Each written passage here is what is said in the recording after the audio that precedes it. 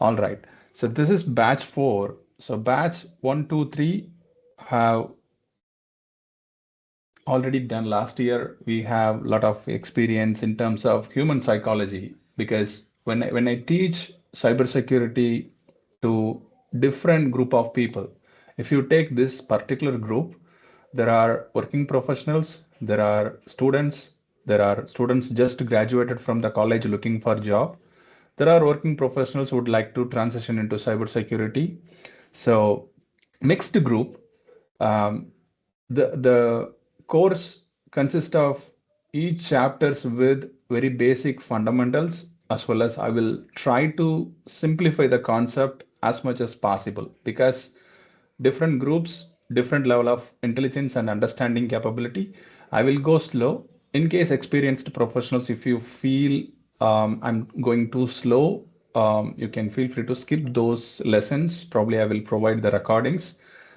In case you are preparing for only for the certification, you just need a questionnaire or a mock test kind of a support. I will share those in the group separately so that you can directly go and practice for the exam.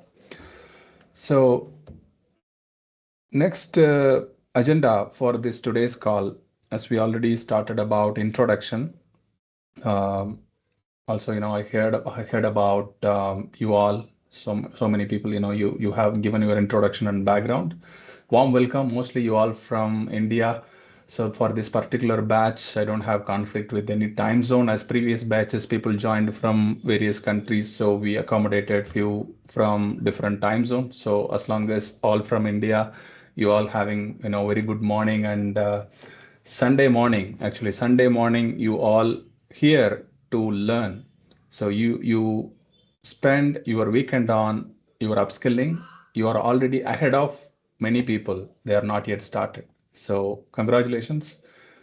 It's so important to upskill and update your knowledge whenever you like to go further in your career. Next, introduction to the course, exam overview, preparation strategies. Today we'll touch upon the first chapter, which is Domain 1 Security Principles. This is our whole agenda. I will talk next 45-50 minutes, then I will give you 8 minutes bio break, then we'll resume for second half. So next, about me, primarily last couple of years, I was doing mentoring and delivering session on particular courses, assisting freshers to get interviews. I only help freshers about how to prepare for interviews, where to find the jobs, what are the skills primarily they ask in cybersecurity, identity and access management, information security domains, preparing them for entry level roles. So for working professionals, once they get certification, they can see where they can fit into the career transition into experienced roles, or from this group, some may form a good network connection and they connect each other and find referrals within the community. So this community would definitely help each other. That's the intention. As well as I provide my effort to help them to find opportunities. So primarily the intention I started with helping the freshers to find the job opportunities in zero investment strategy. It's not a hefty fees you need to pay. You can come and listen to the course. If it is something for you, you have interest, continue. Otherwise, you feel free to drop because the interested people will complete the course and get certified and they look for next level, right? So because based on your own interest, some may have interest on coding, some may interest on cybersecurity, some may have interest on only configuration like Google Cloud or AWS Azure console configuration, they like it. So different domains exist within the cybersecurity. It's not like just you completed ethical hacking and you need to get into the cybersecurity, not like that. If you just complete one domain or one particular course in cybersecurity, you know that particular area. It's like in layman term, once you complete MBBS, you called as doctor. But once you complete specific masters or specific course, you become a specialist, right? Heart specialist or liver specialist, right? Similarly, in cybersecurity, once you complete the fundamental, you know basics in cybersecurity. But to master in that particular area, if you are focusing on app security, if you are focusing on web security, In case you are interested in IoT, OT, smart devices security, then you need to focus on that area. Relevant certification may require to get into that particular role. But this particular course will give you foundation for all. Then you can figure out which area you need to go. So with this foundation, how we can get entry level job once you get the certification, where you can apply, that guidance I will provide. So about me, last year I got cybersecurity training and awareness initiative of the year award by Iris and KWorks last year. So that was a moment I realized the work I was doing couple of years changed someone's life. Maybe I may not know you all, but without knowing you, I'm providing some sort of community giveaway back to the society. Maybe as a fresher 15 years ago I started my career, someone helped me, right? So I'm giving back the chain, so that in a structured way. So I do every weekend some sort of session, not CC, some 6 weekend CC, some other weekends different courses I deliver. So for that I prepare 3-4 hours. For example, today maybe 6 o'clock I woke up, 3 hours I prepared, now I'm delivering the session. So lot of work behind the scene happening. So I put so much effort. Because of you I'm learning. So the way I'm transitioning the knowledge to you is something which I have learned just 3 hours or 4 hours ago, right? So that way I'm growing as well as you all can grow. So why I'm doing this, I'm just answering my inner call, what I can give back to the society. That's it, simple. So next we can move on to the this structure. I just found a domain called Learncybersec.in. You can see past recordings and a few materials in this website. I primarily use this site for registration purpose, how to onboard the candidates into the course. So in case you haven't joined the WhatsApp group, there is a WhatsApp link in this training registration page. Go and click there and join the WhatsApp group, because I found a few candidates couldn't find the meeting link, because meeting link always I put it on the WhatsApp group. That maybe feel comfortable is a quick update WhatsApp can happen. I'm sure everyone has WhatsApp. It's not like social media, right? It's everyone must having WhatsApp. In case you are not using WhatsApp, feel free to let me know mail or something. I can find you other alternative way to help you. All right. So how the certification looks like once you completed the course, how the certificate looks like. This is how the certificate, I just got the certificate in 2024. That time I prepared and just with my experience, it was so easy for me to crack. But as a fresher or young graduates where you don't have industry exposure, you just came out of college, you may struggle. For them, this particular training would really help. I will teach you in a simple term how you can understand the basic fundamentals. For working professionals, you will easily pick it up, because maybe day-to-day life you will see that in the real time. For example, every security concept you might have seen in the industry or company in an implemented phase, like for example door security. You might enter into the office with the badge scanner, right? So you scan your ID card and get into the office. That's a entry level security, right? So that you have seen. But if you take college students, they may not have that exposure, how the company enterprises implemented the cybersecurity in real time workplace, right? So also the intention for this slide is I'm also certified that course. That's why I'm teaching that course to others. So next, I briefly talk about what are the entities involved in this program, right? For example, if you are doing bachelor degree or master degree, there is a college which is teaching you the course. There is a university controlling the syllabus and examination, right? So there are two entities, college and university. Similarly, in this ISC squared exam, this certified in cybersecurity exam offered by ISC squared. ISC squared is a non-profit organization. You can imagine that as a university. Okay, it's a university, it's a non-profit organization. They have developed multiple cybersecurity curriculums across the globe, so that if any industry, any sector, any department or company, they like to implement cybersecurity for anything, like it could be physical security, it could be database security, it could be web application security or network security, router switches, enhancement or security, right? So wherever security comes in, this particular organization called ISC2 has industry recognized international certification. Okay, so that board in 2022, they started a mission called 1 million cybersecurity professionals program. They have big vision. They like to make 1 million cybersecurity professionals across the globe so that everyone can go and get the certification with the proper knowledge. So they train across the globe 1 million people and they find a job and they secure the world and internet, right? So everyone get a job. They put best place to work or they secure the enterprise and companies infrastructure. So that was the vision behind why they made it free. So ISC Squared is the top organization. They are offering this course. Now you are the driver here. You are going to learn. You are going to give the exam.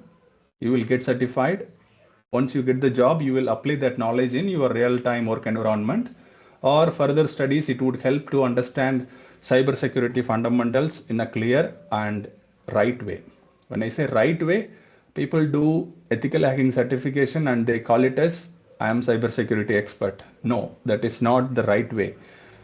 When you do ethical hacking, you know about application security or pen testing or hacking stuff, but not all the things in the cyber security. So this course is just a base fundamentals.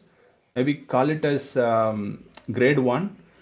Then you need to go to multiple other domains based on your interest and the domain you are into. Next, about Learncybersec. That entity which I have formed, I'm delivering the training through Learncybersec. So to structure the course, structure the content, registration, managing the recordings done by Learncybersec. Next one entity is called Pearson Exam Center. Across the globe, various people taking this exam. Every city, they need to go and give the exam, right? So they need an exam center. Pearson Exam Center is mostly you might know because Pearson Exam Center offers various other examinations such as I think GRE and a few other exams you can go and write. Even Microsoft Azure or AWS certification also they offer.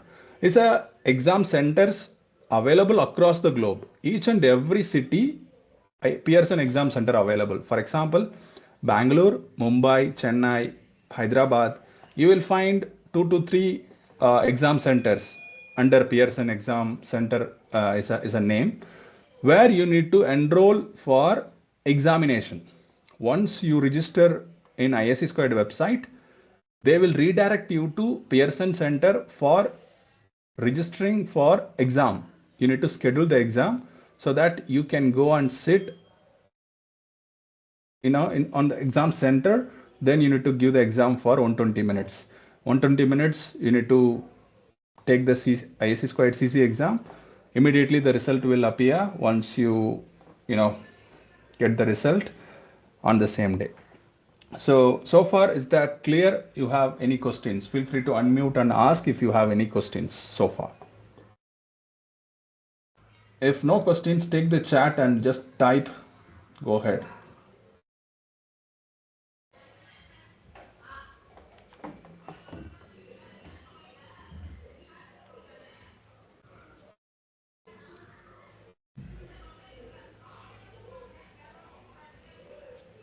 Sorry, I believe chat is being closed, right? Chat window is open. I see Sai messaged.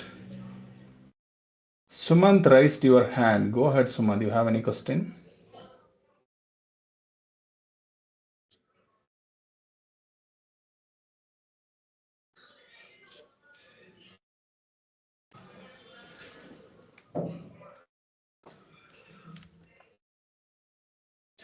All right. So we'll move on. Sorry. This is just one thing. Sorry, Lokesh here. I think I have been removed from the chat, so I was not able to do it. Please go ahead. Thank you. All right. Thank you. Okay. So about the certification, the monetary worth is $200. Okay. They have made, which means ISC Squared made this certification free of cost for first attempt.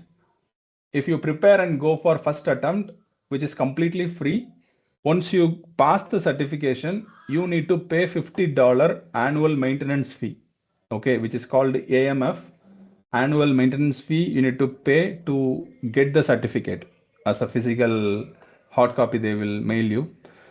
So in case you don't want to pay this $50, I don't want my annual maintenance, what will happen? You can still keep, you trained and you have given the exam, you passed, right? You can keep that as a proof for your resume and further purpose like applying for job or higher studies. But you cannot claim you have that valid credential anywhere because that credential linked to that annual maintenance fee. So maybe that is a later part. Our focus is first to train and get certification. Okay, so when I say completely free, there is a $50 annual maintenance fee. Some people highlight that as no, this is not completely free. $50 we need to pay. Yes, but the certification cost is completely waived off, like $200 you no need to pay. Pearson Exam Center, as candidates from different location or region from India, make sure which is your nearest Pearson Center for Hyderabad or Bangalore or Mumbai, Delhi. Which one is your nearest Pearson Center? That is your homework to identify after completing the course where I can go for exam, right? So that you need to figure out. Probably I will provide you the link where you can see all the listed available centers in ISC2 website. Next, Learncybersec. That's why you are here. You already registered. Your details are there. I will send the next upcoming session details and recordings for each session. Also, I will provide some practical questions where you can see more practice test for each and every chapter you learn here. Okay, next about exam overview. Name of the certification, certified in cybersecurity. Duration 120 minutes. 100 to 120 questions we may expect. So you have roughly 3 to 4 minutes to answer each and every question.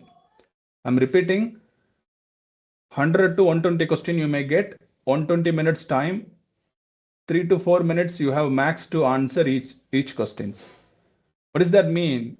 If I give you a question, you need to read, you need to eliminate wrong answers, you need to pick the right answer within 3 to 4 minutes max. If you take more than that, you may end up with not able to cover the remaining questions. This is fully multiple choice questions. So you need to practice more so that you can make it within the time limit. That's important. Next, the exam must be in person. You must visit the exam center. You must sit to give the exam. No other way, no remote. So you must find the exam center, right? So this is not online. This is a in-person center. I put the picture how the center looks like. They will provide you single window system like this in a quiet environment as exam center. They scan you before enter into the exam center. Your palm, your biometric fingerprint scanned for the exam. Then only you are getting to the center. So it's a non-profit org. However, they maintain integrity and the security very strict. If any of the misses in your ID proof, you will not get entered. You will be rejected. I have written a blog about that because people travel from 600, 700 kilometers to the city to give the exam. They found one mistake in their Aadhaar card, driving license not matching with the Aadhaar card, or two mandatory identity proof you need to carry. There are list of identity proofs provided in their website which are accepted, right? So if acceptable ID proof has different names or initial mismatch, they will not allow you. Okay, especially in India, we have that challenge. Aadhaar card, driving license, or any other government issued ID proof which are supported, make sure two identity proofs has same name. Okay, primarily they accept a driving license, credit card, debit card. If you have name and signature on the credit debit card, the name should match. In case you have doubt, open a support ticket within the ISC2 website, get that clarified. If you have any correction or any changes you need to make, they would support, the customer care would support. Okay. So this exam must be in person. You must have 2 ID proofs which are accepted, that list given in this website. I put the hyperlink here. You can visit the 2 ID proof issued by government. It could be Aadhaar card, driving license. There are list of supported or accepted ID proofs listed. I'm repeating, the problem in India, after marriage, people change the name. They change it in only Aadhaar card, not in driving license, or the initial is in different.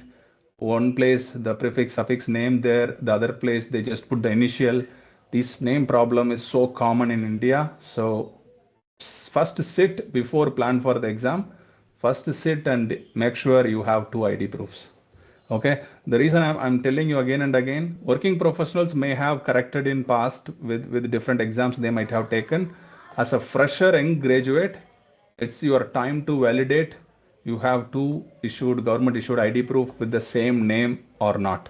If not, work on that and get that. For example, you have Aadhaar card, you can apply for a driving license. You have Aadhaar card, you can apply for credit or debit card with the same name, right? So that's how you can make another proof and you can use it while taking the exam. Okay, so now I just give you the 20,000 foot view how this total journey looks like.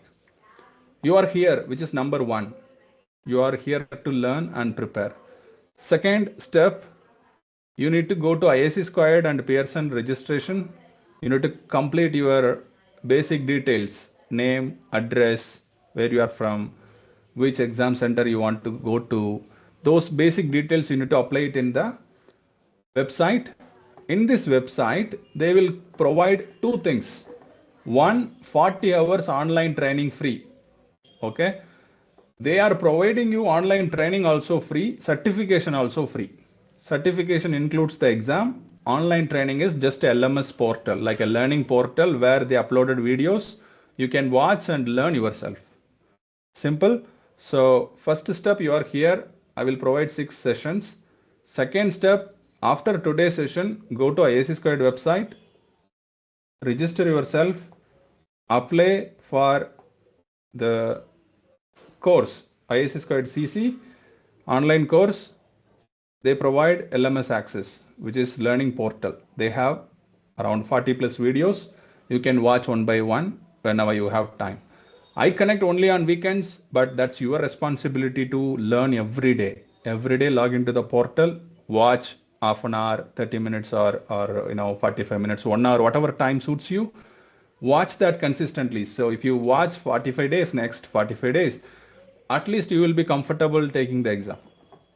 Next, third step, yes, I have completed my 6 weekend training, ISC2 LMS portal online videos.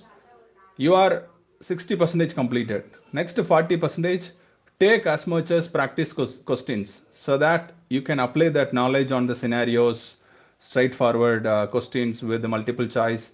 Make sure you are able to answer within 4 minutes so that you can manage the time. So practice in your, preferred method. With the help of AI, Perplexity or ChatGPT, you can generate more number of questions because now everyone has Perplexity access in India, whoever has Airtel, right? Everyone has access to ChatGPT with some limited freemium. Now you can use that as a engine to practice. I will show you how to do that. But the third one is you are into preparation mode. Okay. Next, the final step, once you are comfortable, yes, I have completed the theory, I have completed my 6 weekend program. You have taken almost 500 practice questions. Now you are good to go. Schedule the exam, give a try, pass or fail, doesn't matter, give a try. Because if you completed this journey successfully, definitely will pass. In case you fail, don't feel bad. You have given a try. Next attempt would be $200, or you need to wait for another year to give that second attempt. Sorry, I think yearly once they give you the free attempt. Otherwise, if you like to take second attempt in case you fail, you need to pay $200. So far, good. If you all with me, type just OK. I will go to the next session.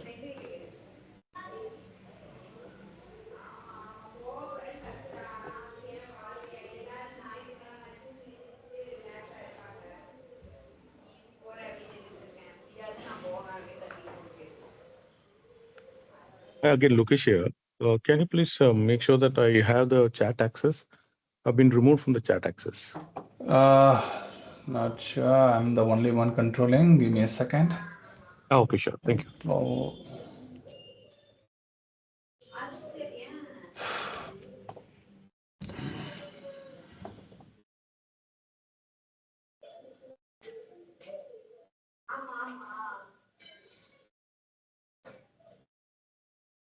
Okay, looks like I don't have option to enable or disable. Perfect. Okay, you feel free to unmute and talk. Probably some glitch which I couldn't address now. No problem. Thank you. All right. All right, guys, let's move on. As so far, nothing complex. I just briefed you about exam, how to do that, what are the entities offering. Maybe this could be information or news for you.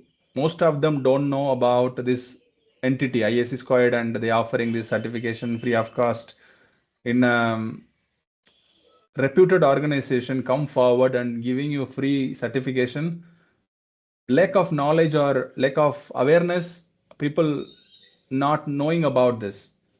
That's the primary intention. I take time to explain about each and every process. Okay, we haven't started the course yet. This is just a brief what we are going to do for next 6 weekends.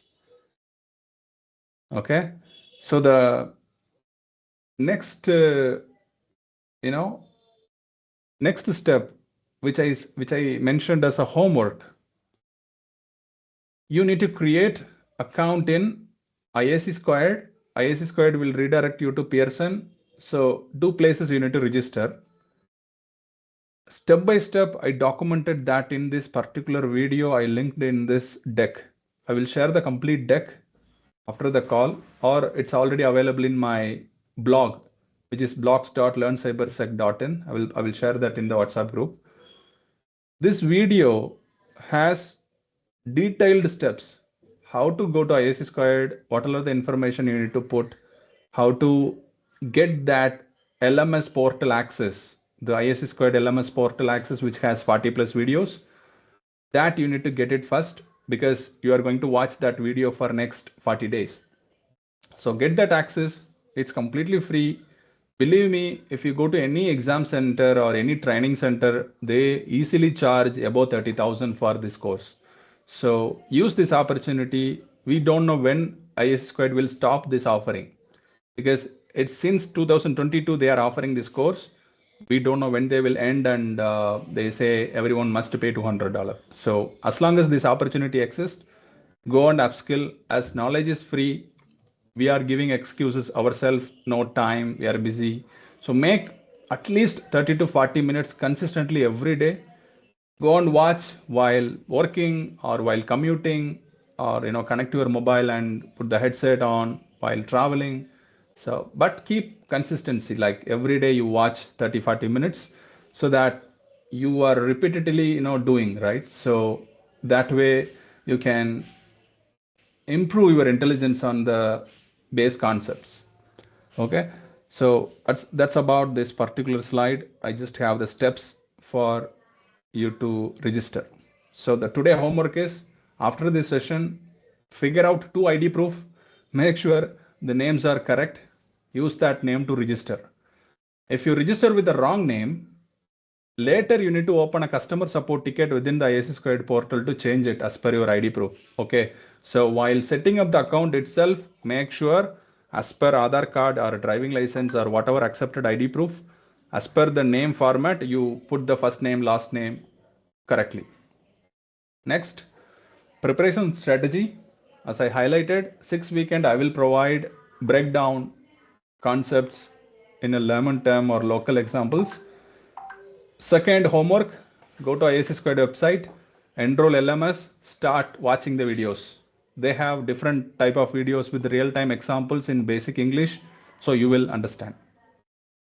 Once you are comfortable with the, once you completed 6 weekends, comfortable with the LMS, you already watched all the videos, you understand the basic concepts, then take multiple practice questions. Once you are ready, you book the exam.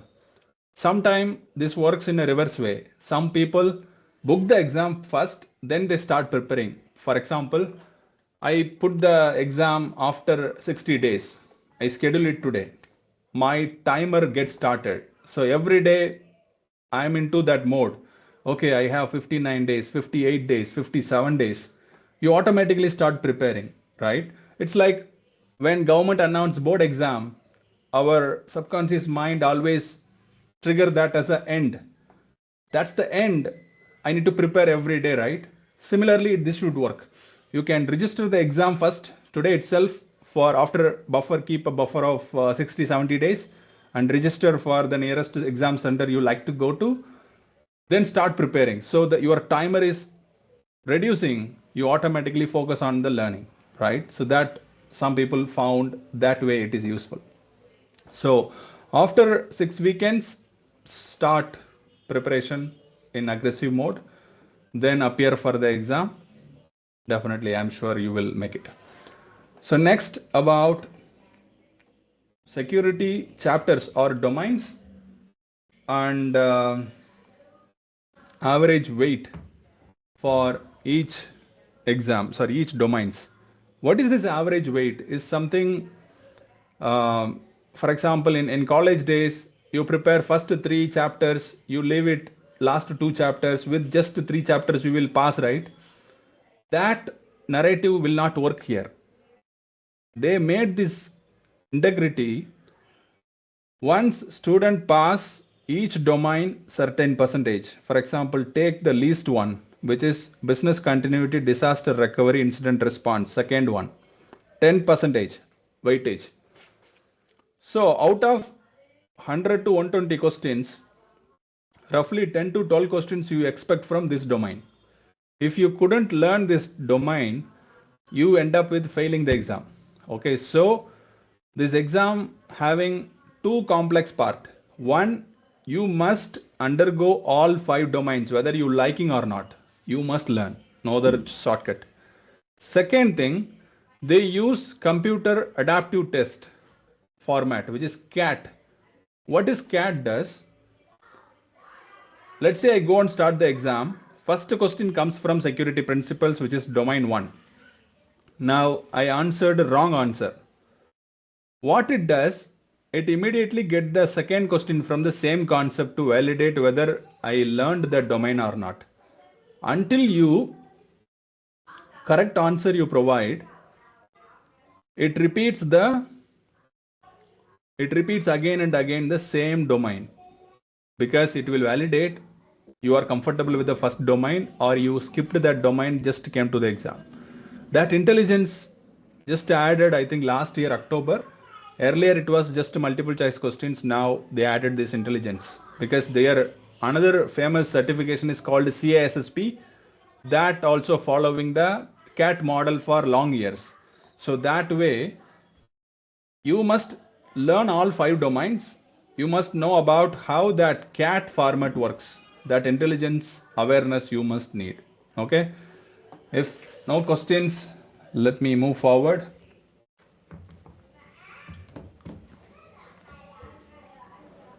All right. Ismail, Now, I just have a question. yeah, go ahead. Go ahead. Feel free to ask any questions, guys, because it's so important. As long as I'm here, take this opportunity and get your questions sorted. Yeah, actually, you said there are some videos in the ISC certification portal, right? Can you just info after the class you can inform that where I can find those videos, because I logged in that portal, but I could only find the pre-assessment questionnaire. That's all. Yeah, that's the tricky part. So that's the reason I have made this video with the steps how to get into the portal, where you need to add that ISC squared CC into your cart and check out. Okay, they made it like e-commerce website. You go to the portal, You need to purchase their online course and certification into your cart. You need to check out. While checking out, ISC squared CC comes $0. If you buy anything else, it will come some other money, right? Because based on the product value. So you will not find a direct straightforward. Probably I will provide this video link on the chat. You guys can maybe watch right away if you want, or you can bookmark this link, watch it later. I just sent over Teams chat. Thank you. All right. It's very important because I have seen young graduates go and struggle on their website. I received multiple queries. That's why I made this video. Okay, because I'm using this video for last 2 sessions, 2 batches. They found useful because it has that path where to go next, right? They haven't changed the steps so far. Same UI. So you will find this beneficial.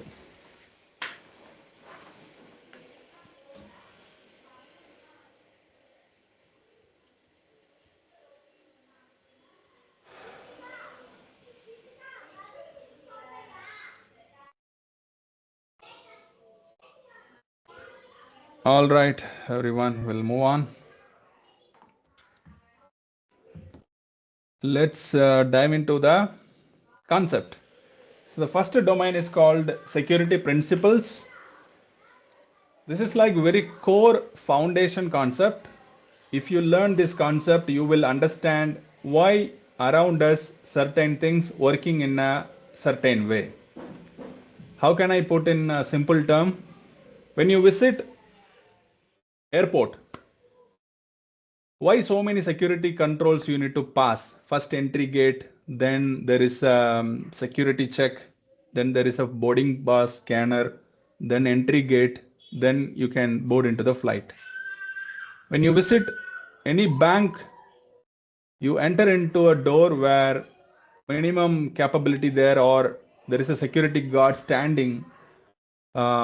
They close after certain hours strictly. In that way, bank is constructed. If you go to any university or college across India, the same concept. One security guard in entrance, then you can go to each respective classes, right, in the campus.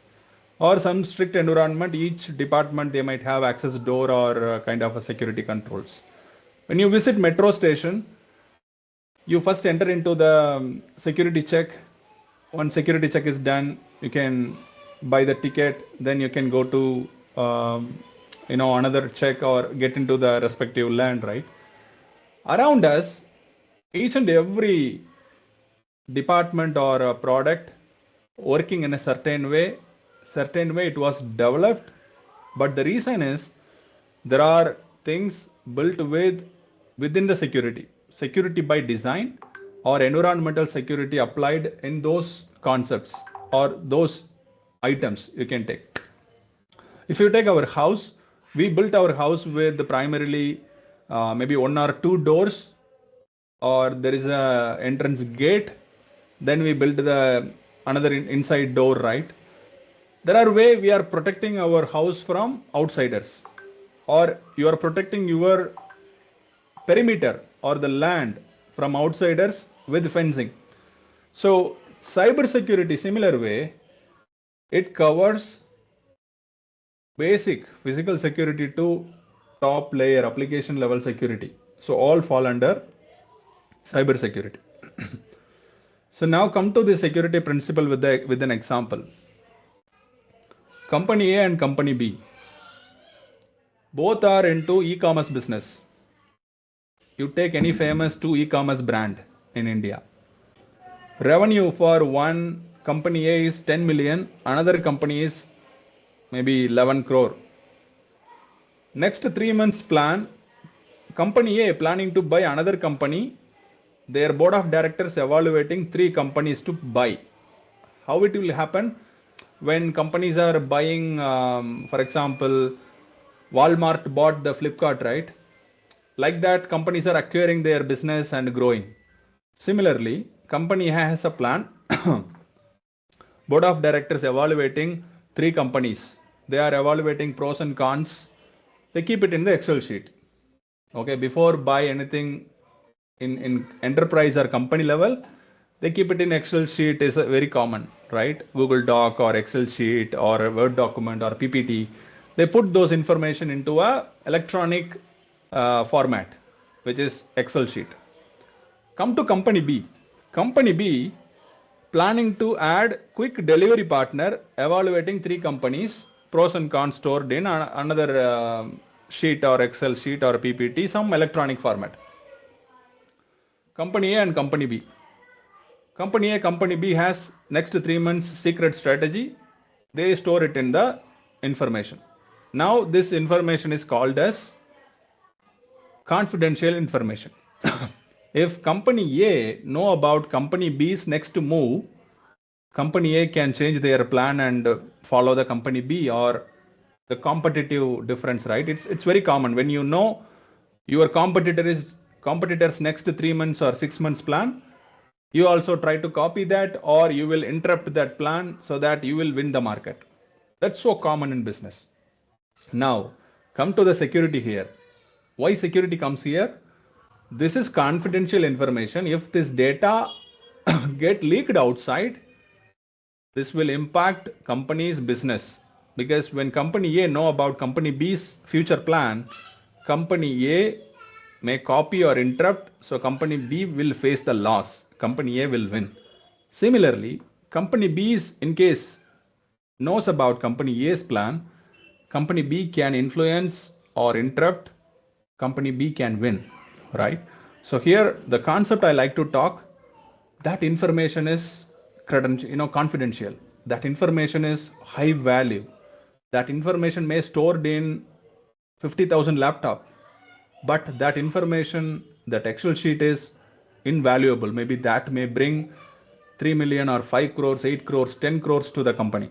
Who knows? That value is big, but it is stored in just a PPT or Excel sheet. I'm just giving you analogy so that you understand the value of the information. Here, we are trying to protect that information with the help of security principle.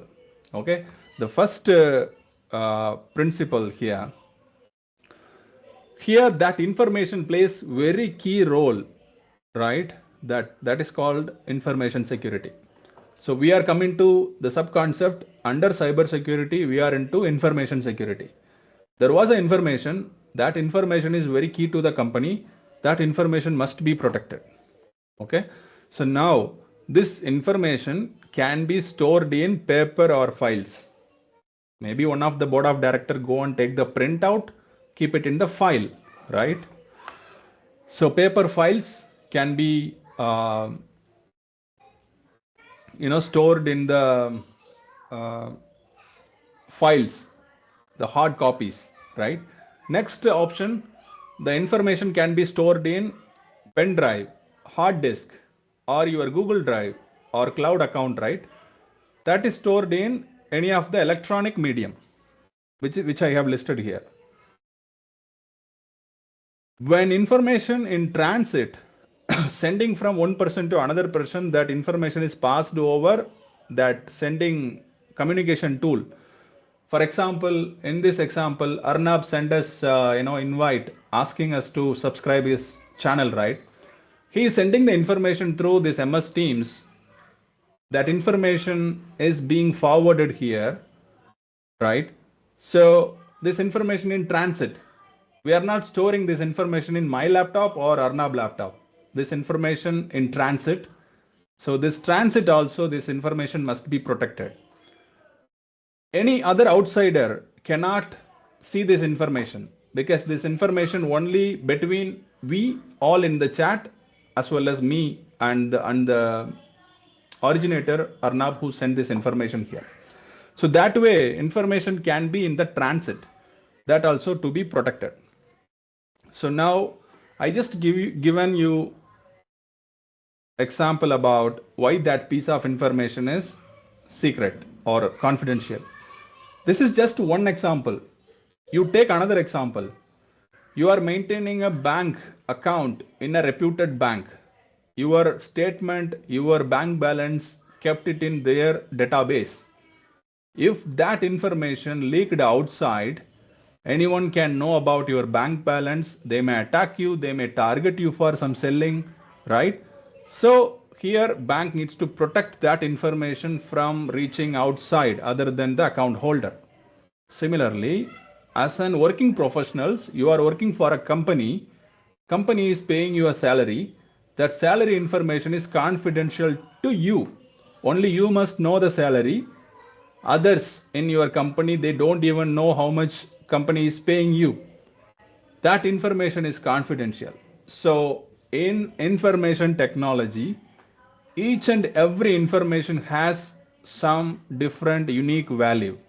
That's why information security is important. Information security protected by cybersecurity principle, confidentiality, integrity, and availability. We'll see that in the detail, but I'm just setting the expectation. What is information security? What is critical information?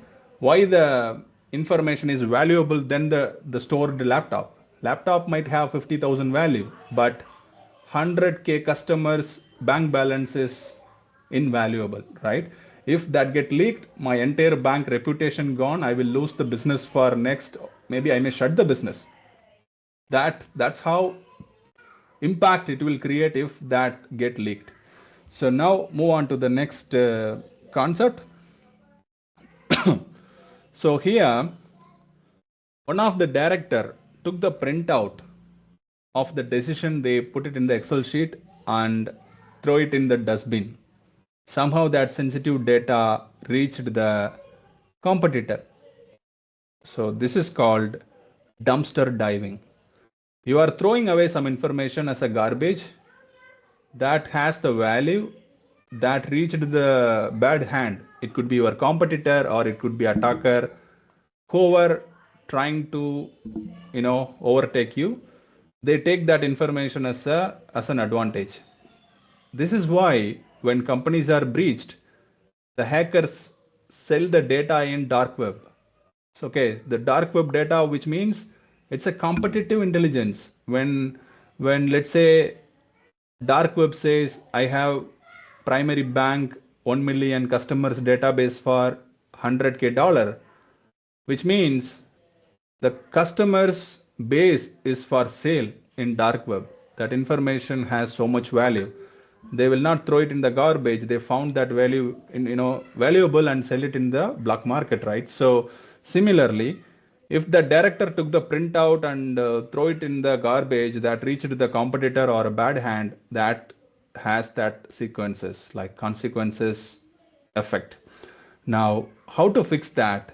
Whenever you take printout, if that printout has a sensitive information, once the purpose is achieved, you took the printout for something and that is done, you need to shred the paper into bits and pieces so that no one can take the information from that printed sheet. So that device is called a paper shredder. So here what we have seen for physical paper or physical document, there is a way to fix this problem by just make it bits and pieces so that no one can read, or there are specific markers available. They use that marker to scramble the letters so that no one can read or get the information out of it. So just mask the information on the sheet. In enterprises, they keep a shredder device next to the printer. Once you take the printout, once the purpose is done, you can put the paper into the shredder that will make bits and pieces, right? So no one can take the information. Here what we are achieving, the confidential critical data only go to the right hands. It shouldn't go to the wrong hands. That's it. That achieved through paper shredder in the physical format. So the next concept here is, let's say two of the directors sitting in the airport lounge talking about their business decisions. One of the competitor also sitting in the same airport lounge. Now they are taking the information. This is so common in apartment, public places, within the community. For example, you are speaking loudly about your next plan while talking, or while going for walking, or while going any public places. You pick the phone and telling your next week plan. We don't know the surroundings who all are hearing that information. Sometimes it's a full information. You will tell where you are going, what time you will be reaching, with whom you are going. You are sharing your sensitive information to everyone, which is really not required. If you share such information about your business, or take the same example, company A, company B, one of the director in airport or a lift, he is loudly speaking, yes, we are going to acquire a company for X amount for next 3 months, that's the plan. Someone is standing next to him, maybe his competitor employee, or we don't know how he gonna react and take that information for granted, right? So that scenario is called eavesdropping. I'm giving you with this example because so that you will store it in your muscle memory.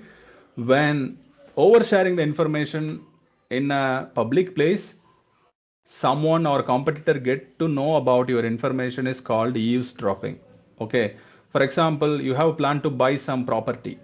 You spoke loudly in your maybe while park or while walking.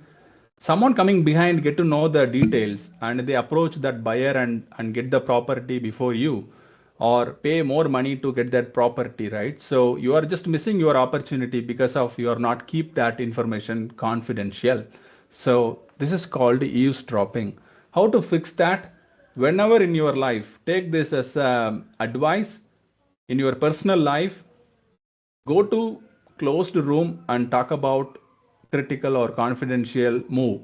It could be your next job move, or it could be your next move about anything in your life. Maybe it could be a secret plan you are making, or something, some buying decision you are making. Keep it with you until that happen. Similarly in business, they provide you meeting room.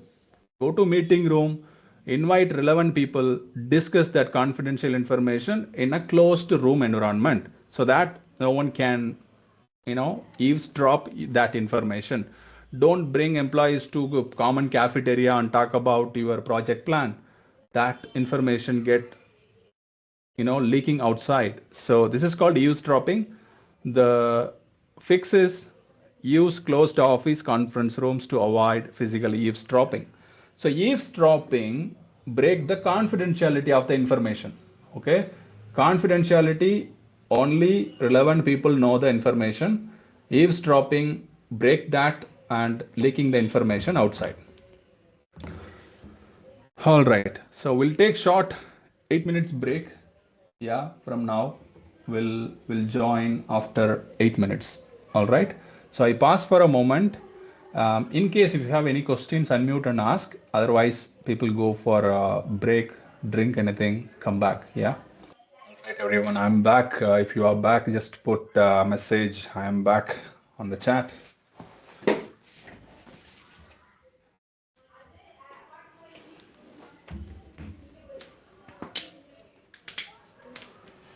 Guys, as much as you interact, this is just a friendly environment I built. So feel free to type, chat, interact, ask anything, right? So feel free to interact so that makes me active in the session as well as you are just engaged. It's like I'm more into human psychology while learning. I do take this feedback seriously because how I can improve the next session, or if the concept is boring, is based on your input only.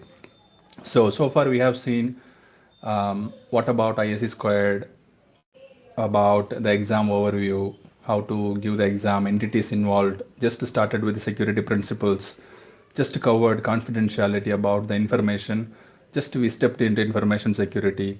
Now information security, when you keep the information secret with closed people who just need to know for business, or your father, mother, or your siblings, what you are making is confidentiality, that only that trusted people know the information, outsiders not aware of the information. That is called keeping the confidentiality. For confidentiality threats, what are the threats you have? You talk to your father and mother. If someone is sneak into that and seeing that information, maybe hiding behind you and listening what you are speaking to your closed relations, then it is called eavesdropping, right? So similarly in corporate or enterprises, If you are in airport lounge lift, when you talk loudly sharing the information about the company's plan, that get leaked. So while talking on the public places, keep in mind you are not talking any public information. Just picking the call and loudly saying where you are, uh, giving the information to the cab driver, come to this location, is not a confidential information. Pick the phone and telling my company's next 3 months plan or next move about your project is a confidential information. So keep that in mind. Confidentiality. Eavesdropping is one way of attacking the confidentiality. Paper shredding. Taking printout garbage, throwing out in the garbage is called uh, what is that? Dumpster diving, right? So dumpster diving can impact the confidentiality. This is simple, just writing down anything and throw that paper away. Someone pick the paper and see the confidential information. That's it. So next one is electronic eavesdropping. This is very old terminology or technology, but still today's world this is irrelevant, but still in the exam syllabus you may see this question about this technology. What is that?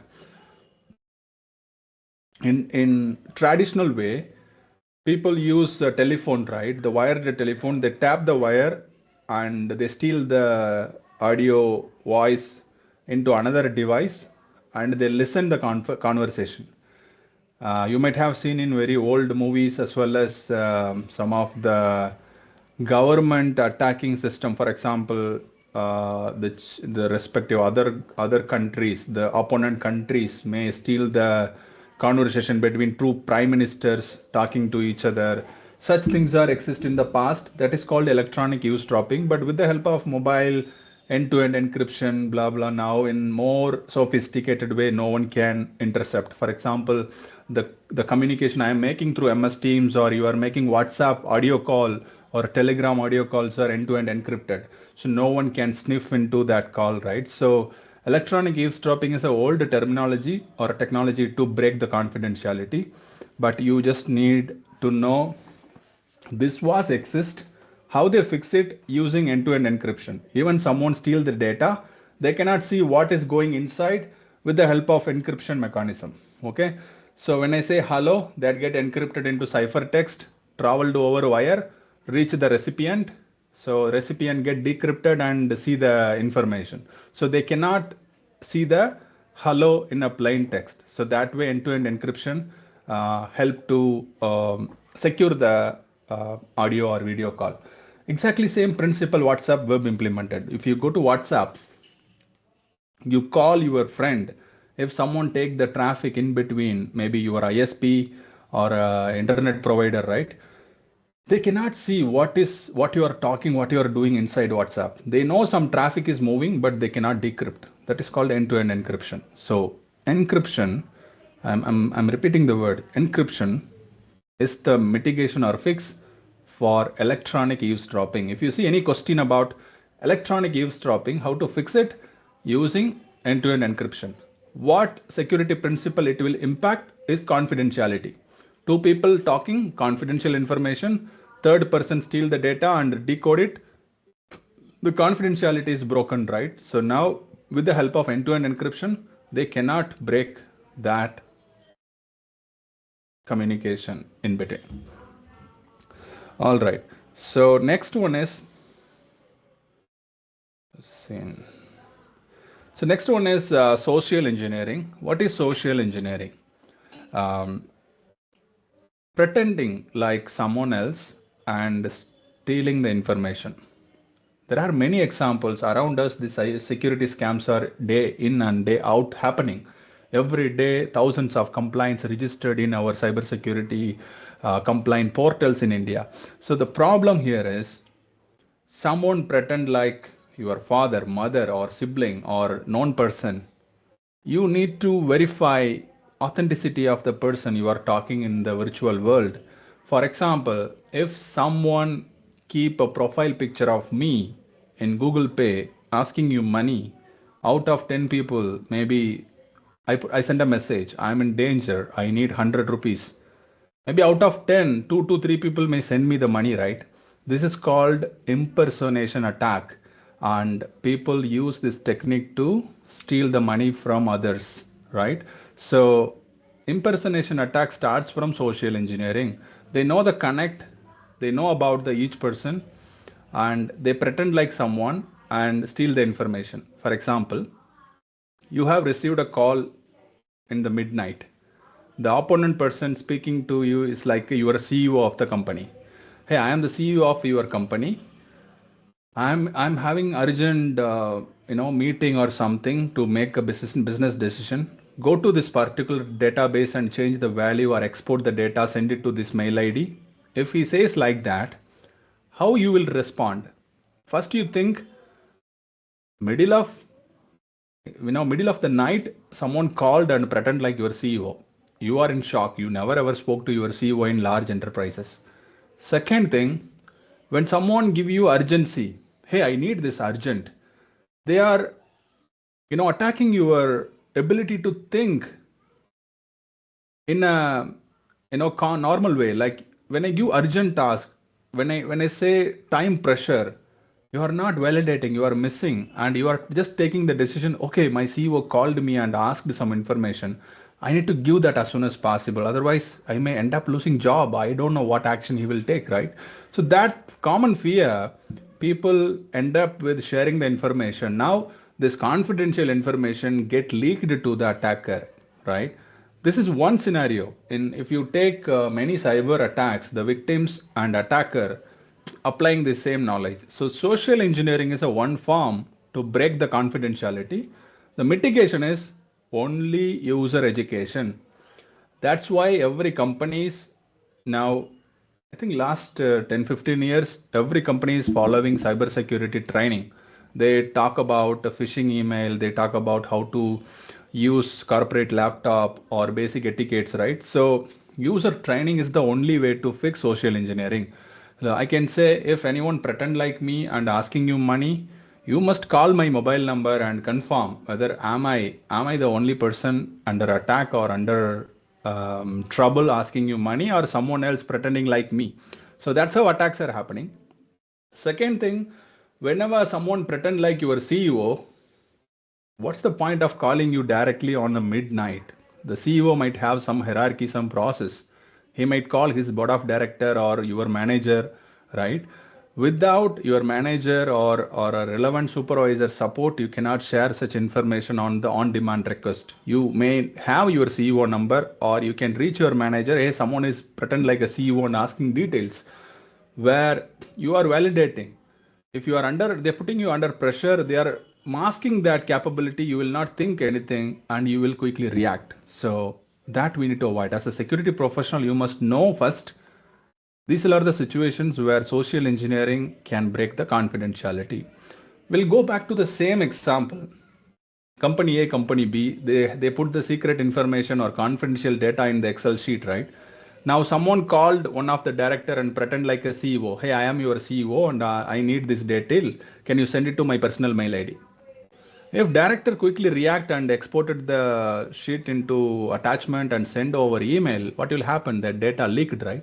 Confidentiality is no longer exist. The data moved out from the confidential location to public. Now, this can be achieved through social engineering. So learn about social engineering.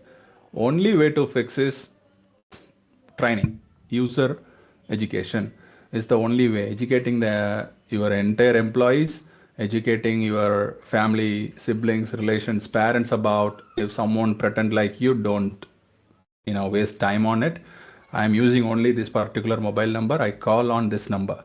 If someone like middle of the day, I found your daughter's or son's mobile on the road. Here is my number. Could you GPay 100 rupees? I will submit the mobile on the nearest store. They pretend like you've found the phone and use the photos and other information gathered from social networks, and use it against you. There are cases similarly happening. So we need to start the awareness from our house itself. So if you have kids, tell about common social attacks. If someone pretend like father, mother to the kid should react, hey, this is my father's number, this is my mother's number.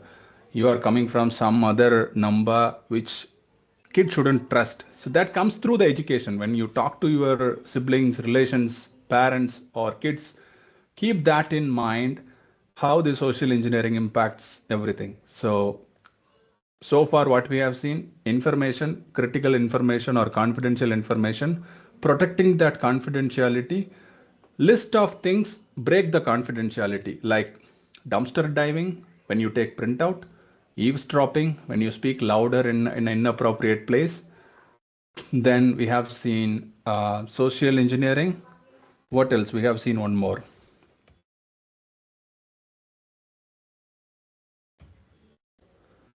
Okay, so eavesdropping. The another one is electronic wiretapping, right? So these are the things which breaks confidentiality. So confidentiality, keeping the information within that particular group, the information, keep it in confidential state.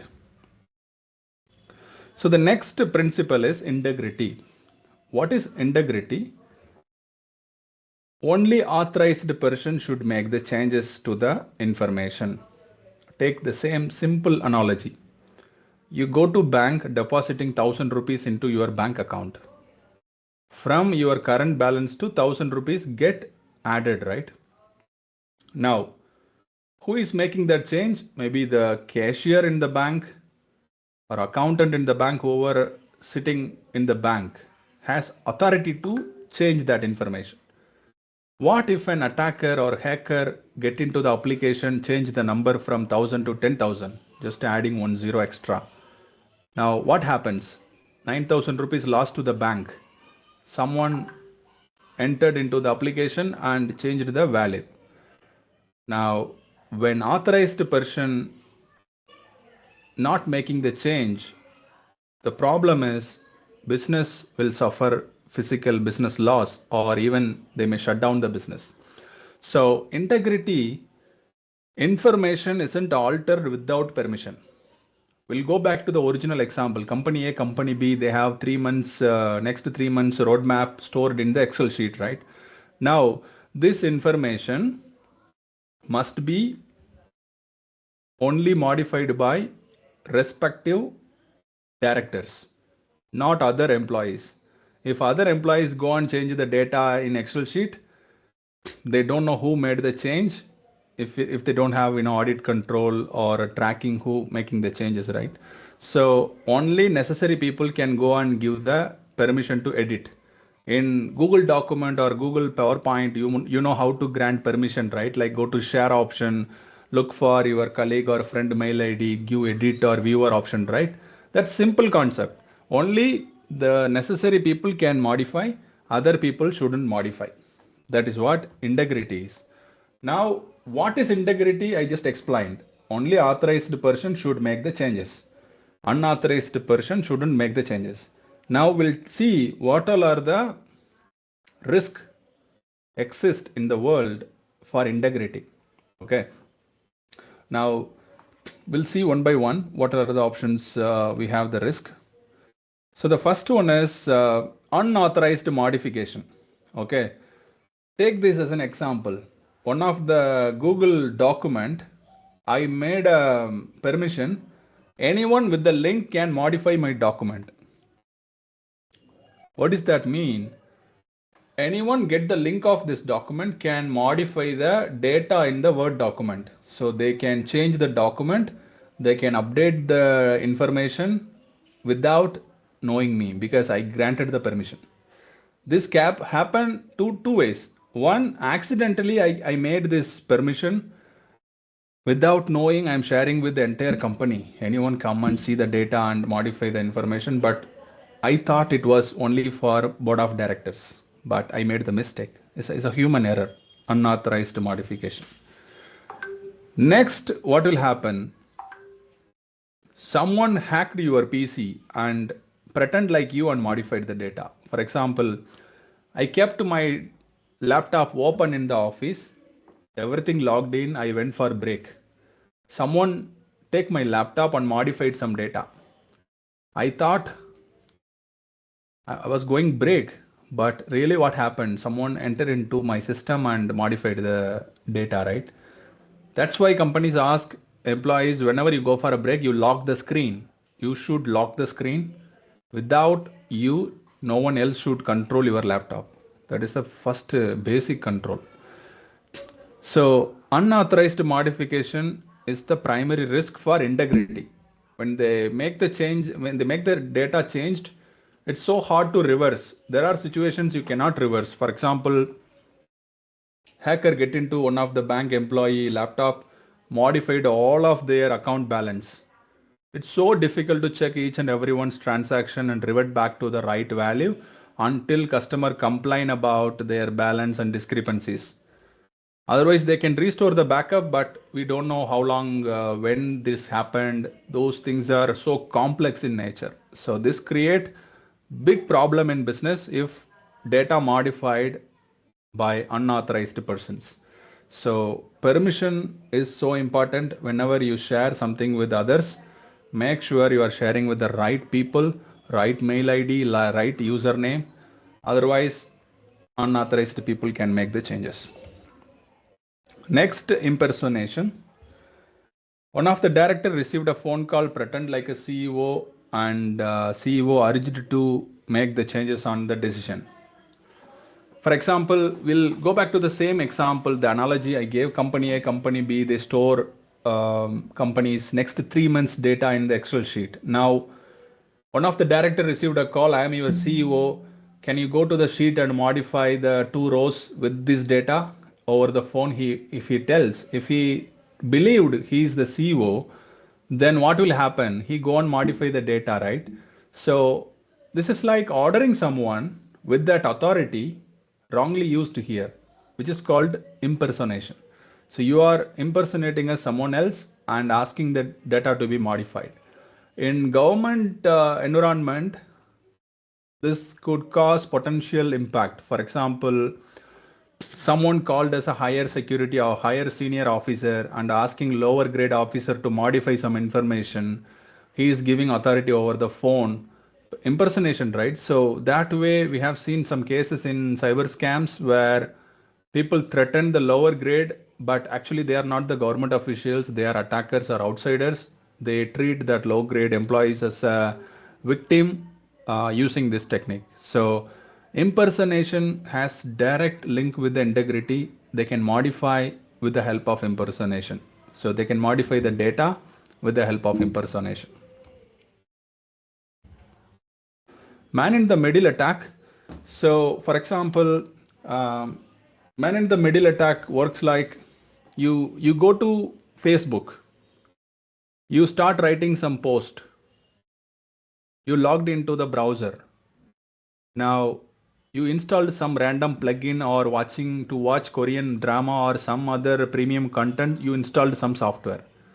That software copied all the browser information, the session information to the attacker laptop. Attacker now access the Facebook with your user ID, stealing all the information or posting some bad stuff on your page. This is called account takeover. Account takeover can be taken by various methods. The method I just explained, you could be start with phishing. You click the mail and some extension added or some software installed. That software do the backdoor job and steal the information. So now once attacker get all the account passwords, maybe your Gmail, your Facebook, your net banking, then they start trying to get your OTP, then they steal the money. So man in the middle attack is one of the most common attacks in financial fraud, as well as these celebrities accounts takeover.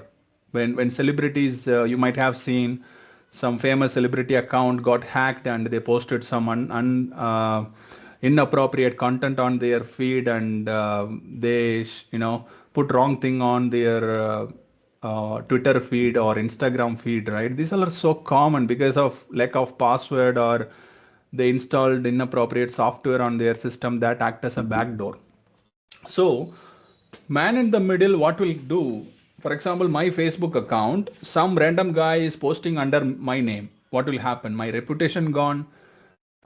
Someone is modifying the data, impersonating as me. So this is also damaging the integrity. right? I'm the authorized person for my Facebook account, but someone else is posting. They took over my account. So this is through man in the middle attack.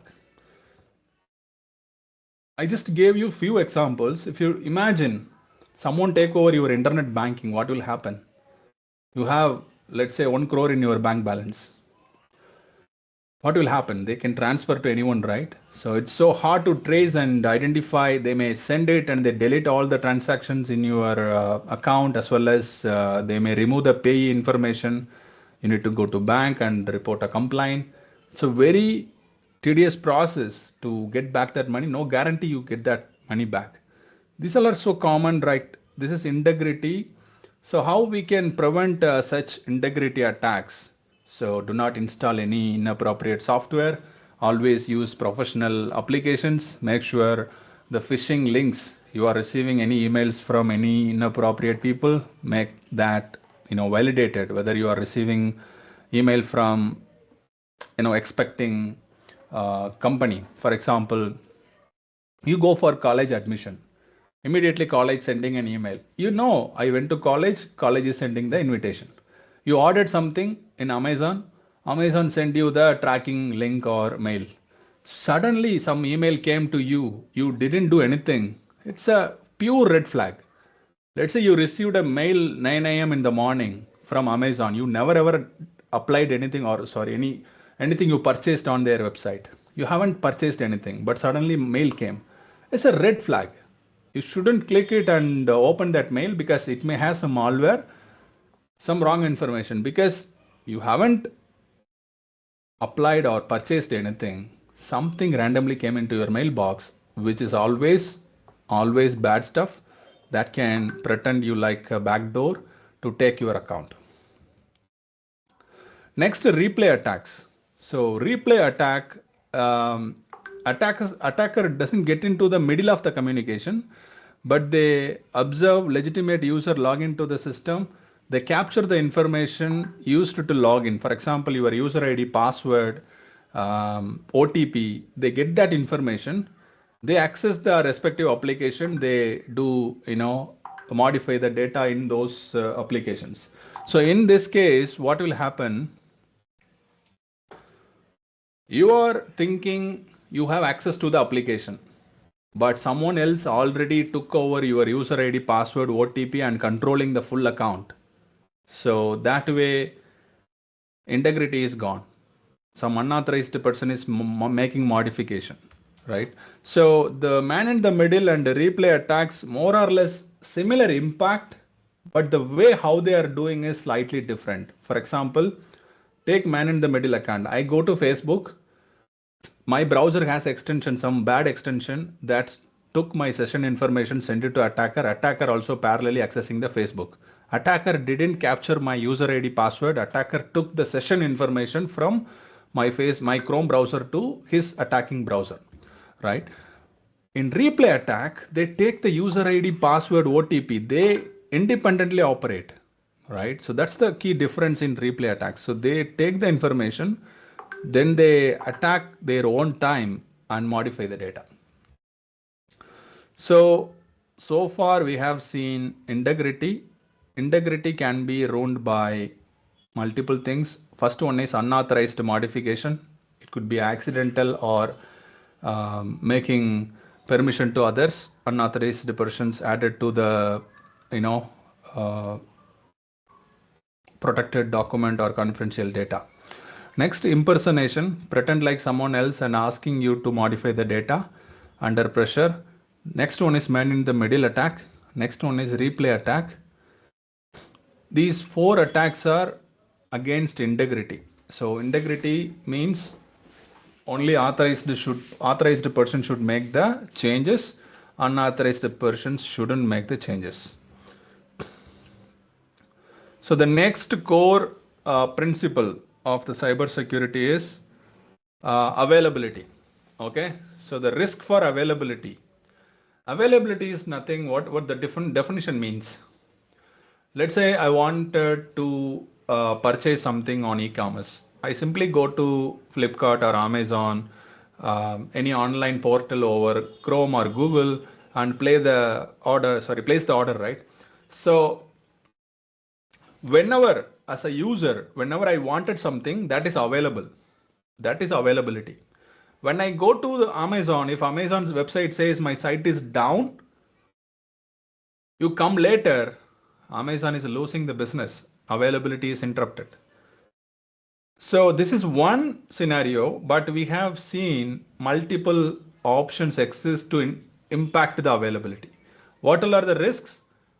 Denial of service attacks, power outages, hardware failures, destruction of equipment, service outages. These 5 are the common risks would impact availability. Availability means whenever employee wanted some service, that must be available. In corporate, if you take any business application like Jira, Salesforce, or SAP, or Outlook, whenever you log into the system, let's say 9 o'clock, you are logging into your company's laptop, suddenly Outlook is not working. The full day you are not working, right? Because email is some cases primary medium to start the work. Or you may work on GitLab or GitHub or Salesforce. If any of the application is not available that day, your productivity is lost.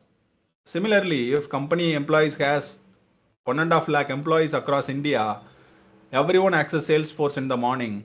Suddenly Salesforce full day outage. So 1.5 lakh employees, one day productivity is lost, right? So that way availability create impact on the business. For personally, it won't create much problem. For example, if my Gmail is inaccessible, what will happen? Nothing. I use Outlook or other application to send email or see the email.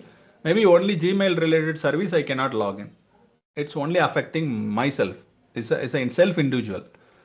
When it comes to corporate or business, that entire company is not functioning.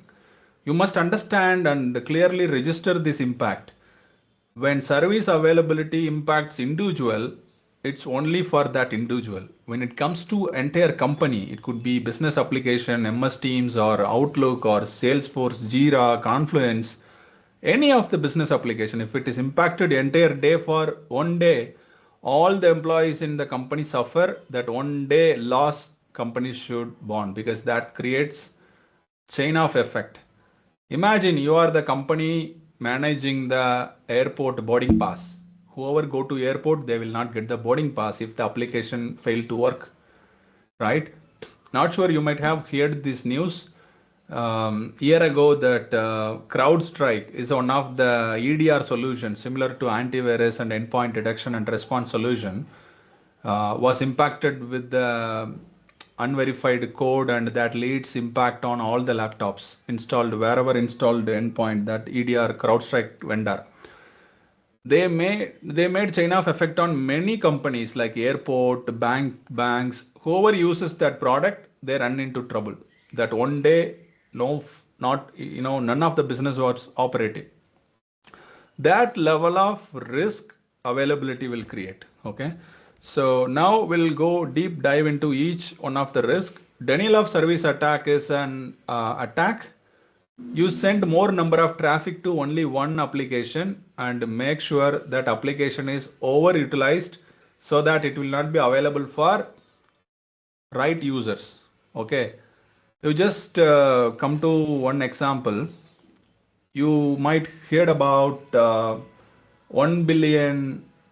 big billion sale in Amazon, Flipkart. They put right year-end sale and all.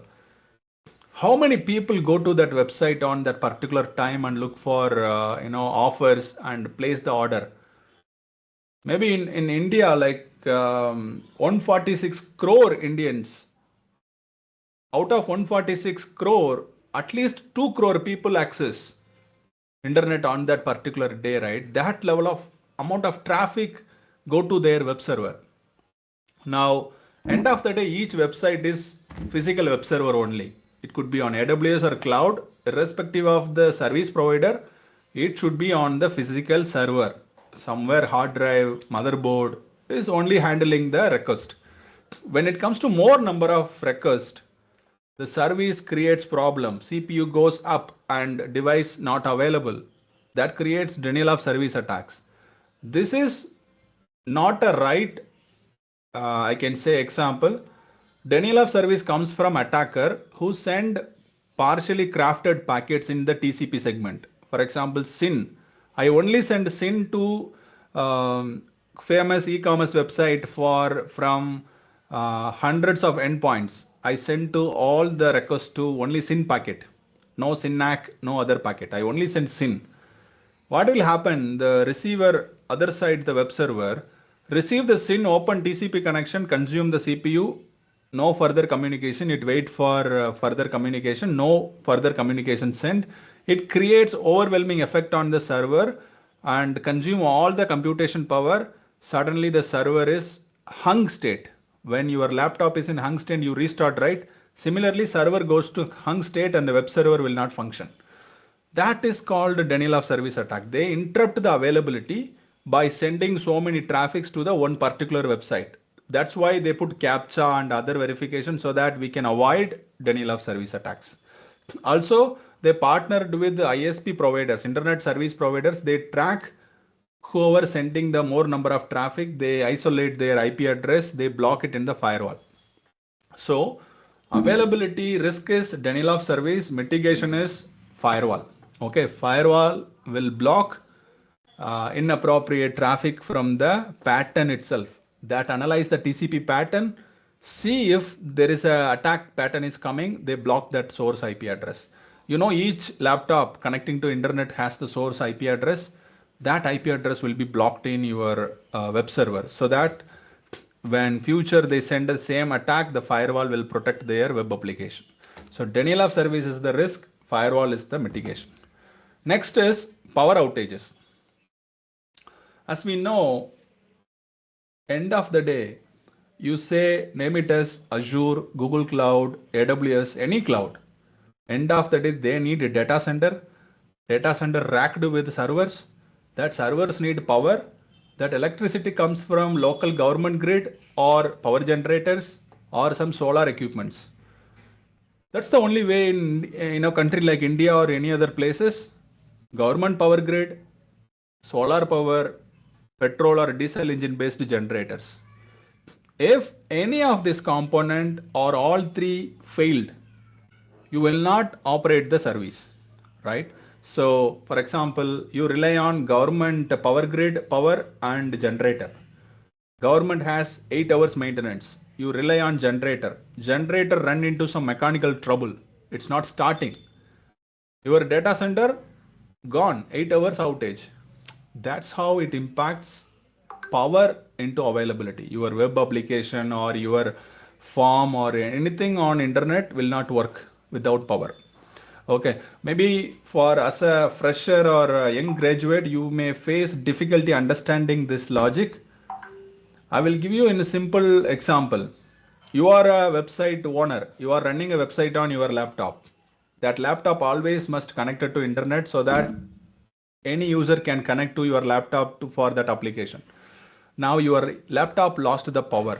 What will happen? The other person tried to connect to your laptop, that will no longer available, right? Similarly, when you host a website on AWS, Azure or any cloud, that has a data center that connected to power. When 3 days, 4 days power outages, that cause outage.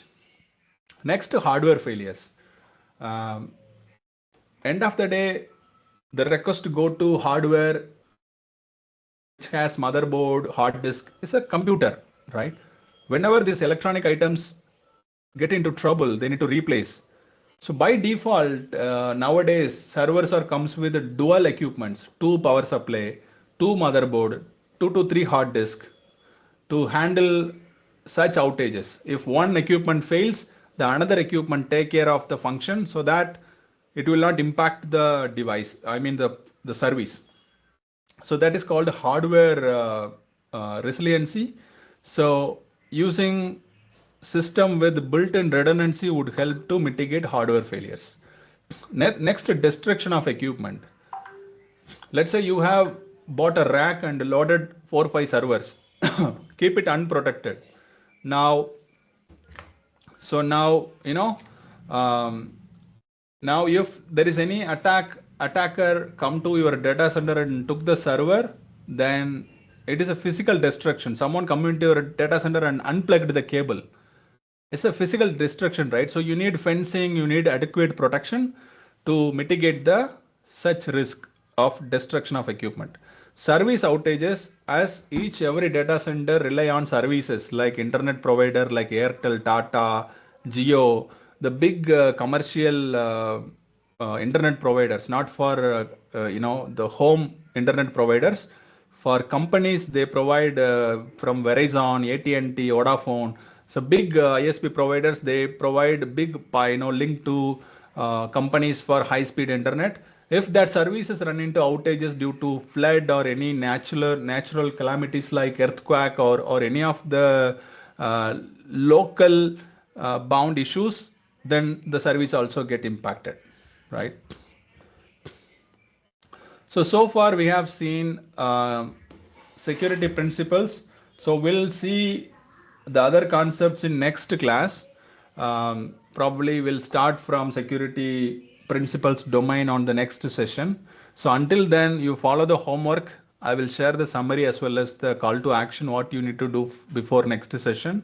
So with that note, I stop here. If you have any questions, unmute and ask, else we'll wrap. Also, I'm recording this entire session. We'll post it on the same channel.